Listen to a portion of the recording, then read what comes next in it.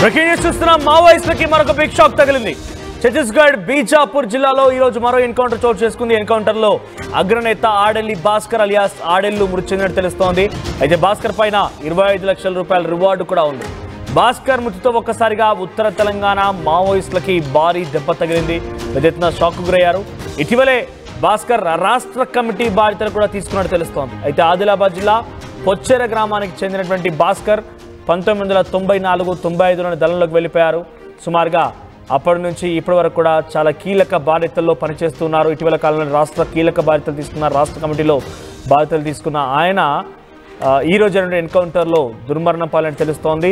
So వరుస ఎన్కౌంటర్లు మావోయిస్టులకి పెద్ద ఎత్తున షాక్ గురి చేస్తున్నాయి. చాలా కీలకమైనటువంటి వ్యక్తులు మరణిస్తున్నారు. సో నిన్న ఒక వ్యక్తి కూడా చనిపోయారు, నరసింహచలం. సో నిన్న చనిపోయినటువంటి వ్యక్తి గౌతమ్. సో గతంలో ఆయన అటు వైఎస్ రాజశేఖర రెడ్డి హయాంలో శాంతి చర్చల కొరకు వచ్చిన వ్యక్తుల్లో గౌతమ్ కూడా ఒకరు. సో గౌతమ్ కూడా మావోయిస్ట్ ఎన్కౌంటర్లో ఇదే సంఘటనలో మరణించినట్టు తెలుస్తోంది. సో ఈరోజు తాజాగా మరో వ్యక్తి భాస్కర్ కూడా ఈరోజు ఎన్కౌంటర్లో మరణించారు. చాలా కీలకమైన వ్యక్తులు ఎవరైతే మావోయిస్టులకి వెన్నుదన్నుగా ఉండిపోయి వ్యూహరచనలో, ఆలోచనలో అన్నిట్లో కూడా పెద్ద ఎత్తున వెన్నుదన్నుగా ఉంటున్నారు. అటువంటి వారిని టార్గెట్ చేసి పక్కాగా ఇటు పోలీసులు కుమ్మింగ్ ఆపరేషన్లో హతమారుస్తున్నారు. దీనికి సంబంధించి మరిన్ని అప్డేట్స్ తో ప్రతినిధి రవినాయక్ సిద్ధంగా ఉన్నారు. రవినాయక్, సో భాస్కర్ సంబంధించి అప్డేట్స్ ఏంటి? సో బీజాపూర్ ఎన్కౌంటర్ రోజు భాస్కర్తో పాటుగా ఇంకేమైనా దారుణమైన సంఘటనలు చోటు చేసుకుని, ఎందుకంటే వరుస ఎన్కౌంటర్లు మావోయిస్టు పార్టీని కోలుకోలేని దెబ్బ కొడుతున్నాయి. నంబాల కేశవరావు, నిన్న గౌతమ్, ఈరోజు భాస్కర్. అప్డేట్స్ ఏంటి? ఎస్ మనోజ్, వరుస ఎన్కౌంటర్లతో మావోయిస్టు పార్టీ ఒక విధంగా ఇబ్బందులు పడుతుందని చెప్పుకోవచ్చు, కకావికలం అవుతుందని చెప్పుకోవచ్చు. ప్రధానంగా రీసెంట్లీ 15 రోజుల క్రితం నంబాల కేశవరావు పార్టీ సెక్రటరీ, అదేవిధంగా ఇటీవల నరసింహులు, సుధాకర్, అదేవిధంగా గౌతమ్, ఇప్పుడు భాస్కర్ ఆదిలాబాద్, ఉమ్మడి ఆదిలాబాద్ జిల్లాలోని ఇచ్చోడ మండలం పొచ్చర గ్రామానికి చెందిన వ్యక్తి.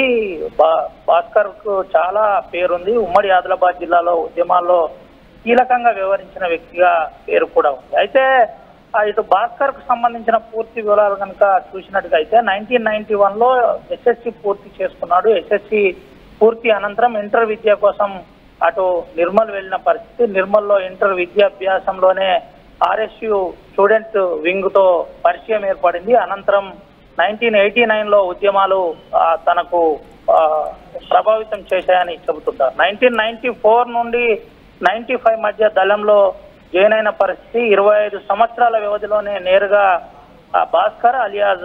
భాస్కర్ అడెల్లు నేరుగా వెళ్ళినట్టు తెలిసింది. అయితే ఇటు కేంద్ర కమిటీ ఆదేశాల మేరకు భాస్కర్ ఇటు ఇంద్రవెల్లి దళ కమాండర్ నుంచి డిప్యూటీ డిస్ట్రిక్ట్ సెక్రటరీగా, అనంతరం ఉమ్మడి ఆదిలాబాద్ జిల్లా కార్యదర్శిగా కూడా భాస్కర్ పనిచేశారు. భాస్కర్ పనిచేసినప్పుడు చెన్నూరు, మంగి, అదేవిధంగా ఇంద్రవెల్లితో పాటు పలు దళాలు కూడా యాక్టివ్ మూవ్మెంట్ ఉన్న పరిస్థితి కనబడింది. 2003, 4, 5 వరకు వరుసగా భాస్కర్ మూవ్మెంట్ 7 వరకు ఉమ్మడి ఆదిలాబాద్ జిల్లాలో తన కార్యకలాపాలు కొనసాగించేవాడు. అయితే భాస్కర్ ఆదిలాబాద్ జిల్లాకు పెట్టింది పేరు. ఏజెన్సీ గ్రామాల్లో చాలా సన్నిహిత సంబంధాలు, మంగి కావచ్చు, గుండాల కావచ్చు, సంతులగుండం కావచ్చు, ఇలా పలాని ప్రాంతాల్లో భాస్కర్ అంటే పేరు పెట్టి పిలిచే వ్యక్తి. ఎవరిని కూడా ఆదివాసీ గిరిజన గ్రామాల్లో భాస్కర్ ను హక్కున చేర్చుకున్న దాంట్లో ఆదివాసీ గ్రామాలు ప్రధాన భూమిక అని చెప్పుకోవచ్చు. అయితే భాస్కర్ దాదాపుగా ఇప్పుడు 50-55 సంవత్సరాలు ఉంటుందని అయితే ఒక ప్రాథమికంగా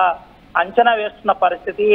అంచనాలో భాగంగానే భాస్కర్ 25 సంవత్సరాల పాటు మావోయిస్టు పార్టీలో సుదీర్ఘంగా పనిచేశాడు. సీనియర్ క్యాడర్ గా ఎదిగిన పరిస్థితి. ఇటీవల కేంద్ర కమిటీలో మెంబర్ గా భాస్కర్ కూడా తీసుకున్నట్టయితే ఒక సమాచారం అందుతుంది. దీంతో పాటు ఇటు తెలంగాణలో కావచ్చు, ఉత్తర తెలంగాణలో కమిటీ మెంబర్ గా ఉన్నారు. ఉత్తర తెలంగాణలో కూడా భాస్కర్ది కీలకమైన ప్రాంతం, ప్రాణహిత సరిహద్దు ప్రాంతమైనటువంటి ఆ ప్రాంతాల్లో ఎప్పుడు తరచూ భాస్కర్ కు సంబంధించిన మూమెంట్ ఉంది అని చెప్తే చాలు తెలంగాణ పోలీసులు హైఅలర్ట్ అయ్యేవారు. ఎక్కడిదక్కడ గ్రౌండ్స్ బలగాల ద్వారా గస్తీ కాసేవారు. అటువంటి వ్యక్తి ఇటు భాస్కర్ గా చెబుతుంటారు. అయితే భాస్కర్ కు పార్టీలోనే కంటి లింగవ్వ తోటి మ్యారేజ్ అయిన పరిస్థితి. కంటి లింగవ్వ కూడా ఎన్కౌంటర్ లో చనిపోయినట్టు మనకు ప్రాథమికంగా గతంలో ఎన్కౌంటర్ లో చనిపోయినట్టు ప్రాథమికంగా తెలిసింది. అయితే దండకారణ్యంలో ఒక సీనియర్ క్యాడర్ లో ప్రాథమికంగా భాస్కర్ కూడా హీరోలు అని చెబుతున్న పరిస్థితి అయితే కనబడుతుంది. ఓవరాల్ గా 1 by 1 ఎవరైతే ఆ సీనియర్ క్యాడర్ ఉన్నారో, దట్టు తెలుగు క్యాడర్ ఉన్నారో వారినే టార్గెట్ చేస్తూ ఆ పక్క వారి కదలికలతో తెలుసుకొని నేరుగా ఎన్కౌంటర్లు చేస్తున్నట్టయితే మనకు నిఘా వర్గాలు అటు జర్నలిస్టుల ద్వారా కావచ్చు, ఇతరత్ర ప్రజాస్వామికవాదుల ద్వారా తెలుస్తున్న సమాచారం. ఓవరాల్ గా మనం చూసినట్టు కనుక అయితే ఎన్కౌంటర్ వరుస ఎన్కౌంటర్, నిన్న సుధాకర్, అదేవిధంగా ఈరోజు భాస్కర్ ఇటు ఛత్తీస్గఢ్ లోని నేషనల్ పార్క్ సమీపంలో ఈ ఎన్కౌంటర్ జరిగినట్టు తెలిసింది. ఇంకా ఎన్కౌంటర్ కొనసాగుతున్నట్టు చెబుతున్న పరిస్థితి కనబడుతుంది. అయితే ఈ ఎన్కౌంటర్ లో అడెల్లు అలియాస్ భాస్కర్ 25 సంవత్సరాల సుదీర్ఘ మావోయిస్టు పార్టీలో తన చరిత్ర ఉన్న భాస్కర్ ఆ చరిత్ర ముగిసిపోయిందని చెప్పుకోవచ్చు. ఆదిలాబాద్ జిల్లా తనకు సంబంధించిన ఏదైతే అటు ఆదిలాబాద్ జిల్లాలోని తన సొంత గ్రామం ఉన్నదో ఆ కన్నీటి శోకం పెడుతున్నట్టు, ఇప్పటికే కుటుంబ సభ్యులు కన్నీరు మున్నీరు అవుతున్నట్టు తెలిసింది. తల్లిదండ్రులు చనిపోయిన పరిస్థితి, తనకు సంబంధించిన బంధువులు మాత్రమే పొచ్చెర గ్రామంలో ఉన్నట్టు తెలుస్తుంది. ఇప్పటికే భాస్కర్ కు సంబంధించిన బాడీ నిజంగానే వస్తుందా రాదా అనే కోణంలో కొంత కన్ఫ్యూజన్ లో ఉన్నప్పటికీ ఆదిలాబాద్ జిల్లాలో భాస్కర్ ఆ మావోయిస్టు పార్టీకి ఒక ముఖ్య నేతగా ఉండే, అదేవిధంగా దారులు కావచ్చు, అదేవిధంగా ఎక్కడిదక్కడ మూవ్మెంట్ కావచ్చు, ఇలాంటి ప్రధాన అంశాల్లో భాస్కర్ది కీలక పాత్రగా చెబుతూ ఉంటారు మనోజ్. రవినాయక్ మొదటి నుంచి కూడా ఆపరేషన్ కగార్లో నంబాల కేశవరావు తర్వాత చాలా కీలకమైన వ్యక్తులు టార్గెట్ అవుతున్నారు. గతంలో ఇటు జనగామ జిల్లాకు సంబంధించిన కీలకమైనటువంటి ఒక మావోయిస్టు నేత, మహిళా నేత కూడా దారుణంగా ఈ ఎన్కౌంటర్లో మరణించడం జరిగింది. సో ఆ తర్వాత నంబాల కేశవరావు, నిన్న మీరు అంటున్నట్టుగా సుధాకర్ అలియాస్ గౌతమ్, ఈరోజు భాస్కర్. సో కేవలం ఒక కీలకమైన నేతలు ఎవరైతే మావోయిస్టు పార్టీకి ఐడియాలజీ ప్రకారంగా వెన్నుదన్నుగా ఉండి తమ తోటి సైన్యాన్ని లేకపోతే తమ తోటి మావోయిస్టులందరినీ కూడా ముందుకు నడిపించిన వ్యక్తులే టార్గెట్ చేయగలుగుతున్నారు. సో చాలా క్లియర్, నంబాల కేశవరావు విషయంలో అటు పెద్ద ఎత్తున మావోయిస్ట్ సంఘాలు ఒక లేఖ ద్వారా చెప్పుకొచ్చాయి. టర్కీ నుంచి కూడా కొంతమంది రెస్పాండ్ కాగలిగారు. సో ఇదంతా కూడా లోపల పని చేసినటువంటి వారు ఎవరైతే లొంగిపోయారో వారి యొక్క ఇన్ఫర్మేషన్ ఆధారితంగానే ఎన్కౌంటర్లు జరుగుతున్నాయని చెప్తున్నారు. కాబట్టి సో ఇంకా ఎటువంటి ఎన్కౌంటర్ ఉండే అవకాశం ఉంది? లొంగిపోయినటువంటి మావోయిస్టుల నుంచే సమాచారం తెలుసుకుంటున్నారు పోలీసులు అనేది చాలా సుస్పష్టం. సో ఇంకా ఏ స్థాయిలో ఉండే అవకాశం ఉంది? ఎటువంటి విధంగా మావోయిస్టులు స్పందిస్తున్నారు ఈ విషయం పైన?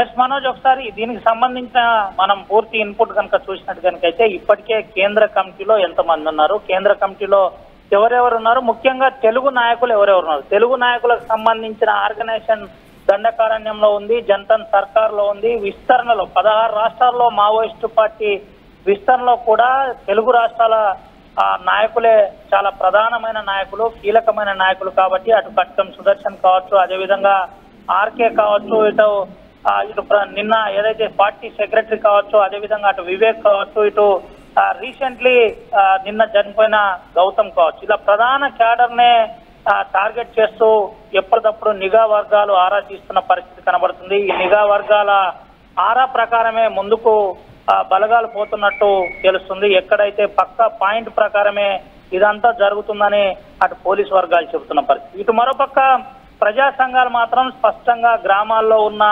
ఎవరైతే నాయకులు ఉన్నారో, కేంద్ర కమిటీ నాయకులు గ్రామాల్లో ఉన్న వారిని, ఏజెన్సీ ఆదివాసీ గ్రామాల్లో ఉన్న వారిని పట్టుకుంటున్నారు, పట్టుకొని కాల్చి చంపుతున్నారని ప్రజా సంఘాలు, హక్కుల సంఘాలు ఆరోపిస్తున్న పరిస్థితి కనబడుతుంది. ఏది ఏమైనప్పటికీ కగార్ అనే ఏదైతే టార్గెట్ కగార్ అనే ఆపరేషన్ ఉందో ఆ కగార్ అనే ఆపరేషన్ ద్వారా బలగాలు చాలా స్పీడ్ గా మూవ్ అవుతున్నాయని చెప్పక తప్పదు. ఎందుకంటే పార్టీ భారత సెక్రటరీనే ఇటు పార్టీ లాస్ అయిన తర్వాత కొంత పార్టీ కూడా ఆ డైలమాలో పడ్డ పరిస్థితి. ఇప్పుడు వెంటనే పార్టీ సెక్రటరీని ఎవరు ప్రకటించాలి, పార్టీ ఇంత కష్టకాలంలో నివర్తించేది ఎవరు, ఏ విధంగా ముందుకు పోతుంది, పోవడానికి గల ప్రధాన కారణాలు ఏది వెతకాలి అనే కోణంలో చూస్తున్న పరిస్థితి. సాంకేతిక విధానం ఎప్పటికప్పుడు అటు ప్రభుత్వాలు వాడుతున్న పరిస్థితి. దీన్ని ఎలా ఎదుర్కోవాలి ఏంటి అనే కోణంలో కూడా ఇటు మావోయిస్టు పార్టీ అందుకనే చర్చలు, శాంతి చర్చల అంశంలో చాలా సీరియస్ గా కాన్సన్ట్రేషన్ చేసిన పరిస్థితి అయితే కనబడుతుంది. దీంతో భాగంగానే ఇటు అంతర్జాతీయ సమాజం కూడా నేరుగా ఎన్కౌంటర్లను ఎప్పటికప్పుడు ఖండిస్తున్న పరిస్థితి, ప్రధాన నాయకుల ఎన్కౌంటర్లను వ్యతిరేకిస్తున్న పరిస్థితి అయితే కనబడుతుంది. ఓవరాల్ గా తెలుగు నాయకులనే మట్టు పెడితే ఉద్యమమే ఉండకుంటుంటుందని పోలీసులు అయితే పోలీస్ బలగాలు, ఎస్టీఎఫ్, డిఆర్జీ, అదేవిధంగా నిఘా వర్గాలు కూడా కాన్సన్ట్రేషన్ చేసినట్టు తెలిసింది. ఓవరాల్ గా ఆదిలాబాద్ జిల్లాలోని ఒక ముఖ్య నేత ఎన్కౌంటర్ లో చనిపోవడం ఇబ్బందికర పరిస్థితే, పార్టీకి కూడా తీరని లోటు అని చెప్పుకోవచ్చు. Manoj. Right Ravinayak, thank you for the updates. మొత్తం మీద మావోయిస్టులకి మరో బిగ్ షాక్ తగిలింది. ఉత్తర తెలంగాణకు సంబంధించిన కీలకమైన నేతగా ఉన్నటువంటి భాస్కర్, అడెల్లు భాస్కర్ అలియాస్ ఆడెల్లు, ఆయన ఈరోజు బీజాపూర్ ఎన్కౌంటర్లో దారుణంగా హతమైనట్టు తెలుస్తోంది. ప్రస్తుతానికి కీలకమైన వ్యక్తులుగా ఉన్నారు, రాష్ట్ర కమిటీలో కూడా పనిచేస్తున్నారు. ఆయన పైన 25 లక్షల రూపాయల రివార్డు కూడా ఉంది. సో ఆదిలాబాద్ జిల్లాకు సంబంధించినటువంటి ఈ భాస్కర్ మరణించిన ఒక్కసారిగా ఉత్తర తెలంగాణ మావోయిస్టులకు కూడా తీరని నష్టంగా తెలుస్తోంది. సో వరుస ఎన్కౌంటర్లతో ఒక్కసారిగా మావోలు ఉలిక్కి పడుతున్నారు. మావోయిస్టులకి తీరని శోకం మిగులుతోంది. మావోయిస్టులు పెద్ద ఎత్తున ఆందోళన వ్యక్తం చేస్తున్నారు. శాంతి చర్చల కోసం సిద్ధమని చెప్పినప్పటికీ ప్రభుత్వాలు పట్టించుకోలేని ఒక ఆవేదన కూడా వ్యక్తం చేస్తున్నారు. వరుస లేఖలతో మావోయిస్టులు తమ ఆవేదనని ఆగ్రహాన్ని కూడా వెలుగక్కుతూ ఉన్నారు. ప్రస్తుతానికి అటు నంబాల కేశవరావు, ఆ తర్వాత గౌతమ్, ఈరోజు భాస్కర్, వీళ్ళంతా కూడా కేంద్ర కమిటీలో పనిచేసిన కొందరు అయితే మరికొందరు రాష్ట్ర స్థాయిలో చాలా కీలకంగా పనిచేసిన వ్యక్తులే. సో ప్రస్తుతానికి బీజాపూర్లో ఇంకా కొమ్మింగ్ కొనసాగుతుంది. ఇంకా